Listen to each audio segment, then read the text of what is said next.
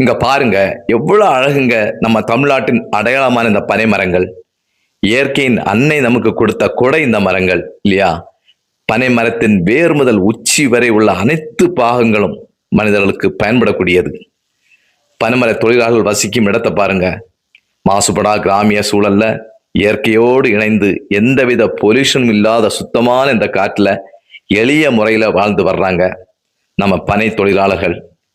இவங்களோட வாழ்க்கை முறை ஒரு தனி அழகுதான் இல்லையா?